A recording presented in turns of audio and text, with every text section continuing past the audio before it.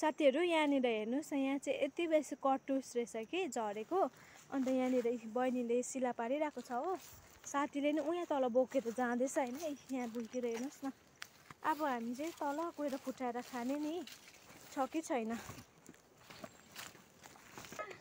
आस्ते नालाङ स्याङ्लो सबै कुहिएको रहेछ। छ्या उयो उयो यो ट्राई गर न। सबै कुहिएको।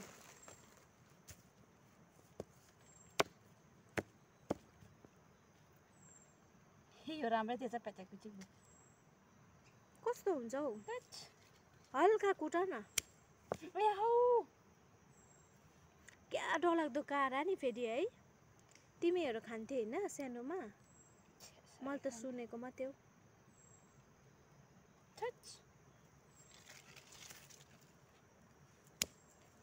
नालाङ स्याङ्लो मार्यो घोचेर सबै कुहिएको हौ। गर्नु त अघि त्यो काँचोकोमा थियो होला हौ।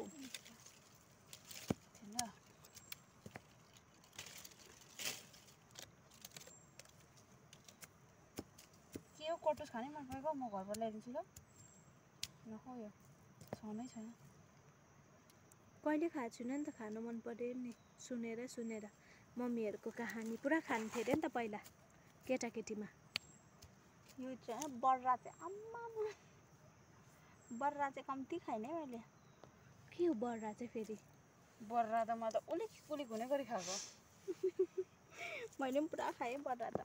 ज्योतिले चढेर बर्रा कि बर्रा हौ? बर्रा कस्तो हुन्छ भन त? जाँदाखेरि त्यो टेस्ट मृगले बाहिरीको बोक्रा खाएर भित्रको छोडेको हुन्थ्यो कि त्यो त झन् खोजेको ढुङ्गाले फुटाएर। बाख्रा पहिला छोड्थ्यो त। ए मैले त्यो पनि सुनेको। अमरु होइन हौ बर्रा फाल्टै हुन्छ। ए सुनेको तर मैले खाएको छु। अमरु त अलिक सानो हुन्छ। बर्रा छैन रहेछ भने छोडिदेऊ।